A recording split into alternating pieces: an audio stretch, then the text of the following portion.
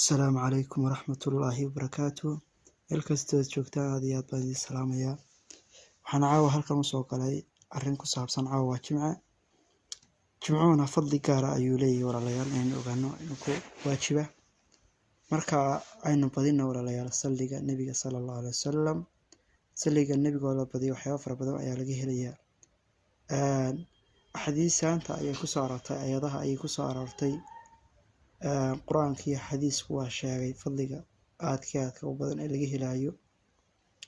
marka walaalayaal waxaa loo baahan yahay caawa oo kale in laga faa'iideysto salliga nabiga salawaatullaahi wasalaamu calayhi.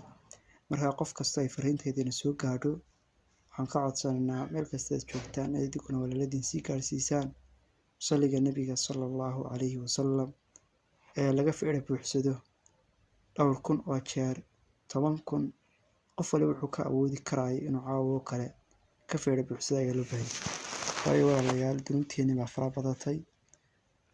dunuubteeda waxaa lagu dhaafayaa waxa weeye xagga toobada aynu u noqono ilaahay u toobad keeno.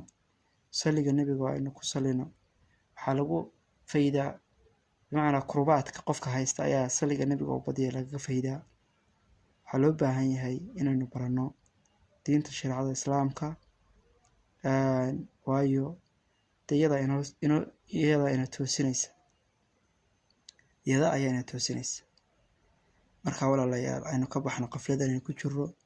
qaflood ayaynu ku jiraa waana is ognahay insha allahu qof waliba asagaa garanaya dee meesha laga haysto.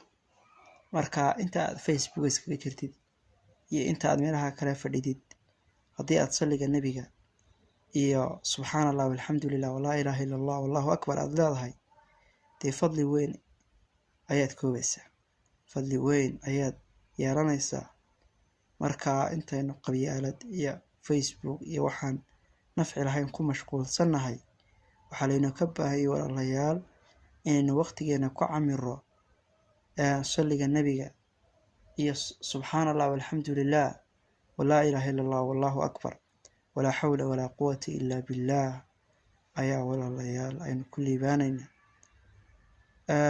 marka intaas ayaan caawa u soo galay oo aan sida caawa walaalayaasha iyo naftaada iyo nafaha walaaladaaba ku baraaruji. aad iyo aad ayaad u mahadsantihiin. qof kastuu soo gaadhana waxaan ka codsanaynaa inuu faafiyo. wasalaamu calaykum waraxmatullaahi wabarakaatu.